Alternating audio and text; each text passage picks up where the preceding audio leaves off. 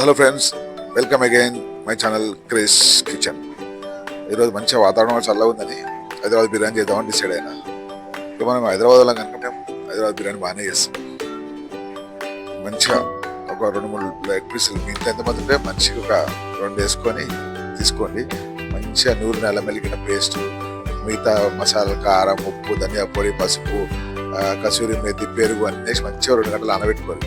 మంచిగా నానిందంటే మంచిగా వస్తుంది. నానబెట్టుకున్నాక పక్క పెట్టుకోవాలి. ఉల్లిపాయలు వేయించుకోవాలి, గోల్డెన్ కలర్ వచ్చేది వరకు వేసుకొని పక్క పెట్టుకోవాలి.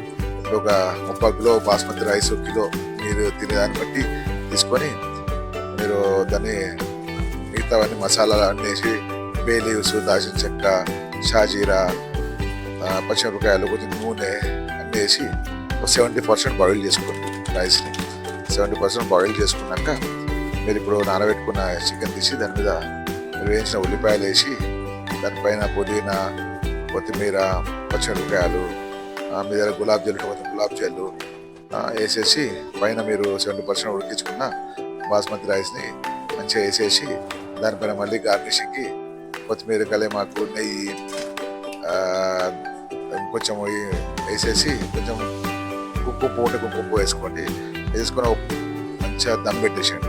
ఒక 10 నిమిషాలు హై ఫ్లేమ్ మీద, 15 నిమిషాలు లో ఫ్లేమ్ మీద దమ్ పెట్టుకోండి. ఒక 2 బాయిల్డ్ ఎగ్లని లైట్గా ఫ్రై చేసుకొని సైడ్ పెట్టుకోండి. దీని అమ్మ తగ్గేదే లేక మంచి బిర్యానీ తయారవుతుంది. ఇక చల్ల వాతావరణంలో సైడ్కి కొంచెం రైతా చేసుకొని ఇక ధైర్యంగా తినండి. ఒక ముద్ద ఎక్కువ తినండి. ఆ హోటల్లో తిని కడుపు ఖరాబ్ చేసుకొని రోగాల పాలు కావడం కంటే కొంచెం ఓపిక చేసుకొని ఇంట్లో చేసుకొని నేర్చుకోండి. ఫ్రెండ్స్, మీరు కూడా ఎప్పుడైనా ఇంట్లో బిర్యానీ చేస్తే ఎట్లా వచ్చింది కామెంట్ పెట్టండి. నా బిర్యానీకి మీరు ఎంత రేట్ ఇస్తారు, చేసిన పద్ధతి ఎట్లా ఉంది కామెంట్లో చెప్పండి. ఇలాంటి వీడియోలు మళ్ళీ చేయాలంటే మీరు సబ్స్క్రైబ్ చేయాలి ఫ్రెండ్స్. లైక్ చేయండి, వీలుంటే షేర్ కూడా చేయండి.